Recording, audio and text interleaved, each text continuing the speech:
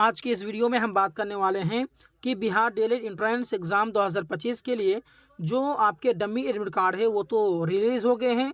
अब अगर आपके डमी एडमिट कार्ड में गलती है कास्ट की वजह से, यानी कि कास्ट में गलती है, आपके जाति में गलती है, यानी कि मानिए कि आपका ईबीसी है और आपने ईबीसी की जगह में ईडब्ल्यूएस भर दिया है, जनरल भर दिया है, तो आप अगर कास्ट में गलती हो गया है तो सावधान हो जाएं। क्यों सावधान हो जाएं?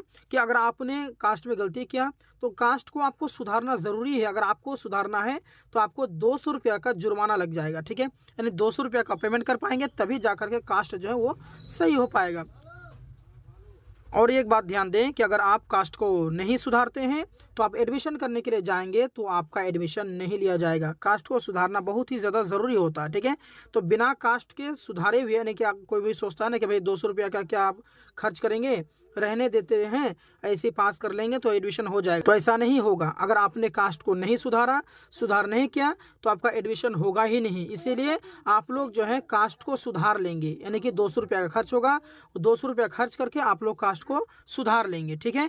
तो अगर आपने कास्ट को सुधारा नहीं, एडमिशन होगा ही नहीं। इसीलिए आप लोग क्या करें, इस वीडियो के डिस्क्रिप्शन में आपको ये लिंक मिल जाएगा, ठीक है। उस लिंक पर क्लिक करके आप लोग जो है अपना मोबाइल नंबर और पासवर्ड डाल करके लॉगिन कर लेंगे।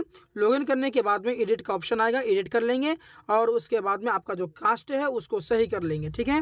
ये ज़रूरी बात थी कि बिना, बहुत सारे विद्यार्थी क्या करेंगे अभी कि 200 रुपया का खर्च से बचने के लिए क्या करेंगे, कास्ट को सही करेंगे ही नहीं, वैसे के वैसे रख देंगे। तो आप एडमिशन के वक्त में आप बहुत बड़े परेशानी में पड़ जाएंगे। इसीलिए अभी अगर आप लोग जो समय है 17 तक आपके पास समय है, आप लोग जो है कि सही कर लेंगे, ठीक है।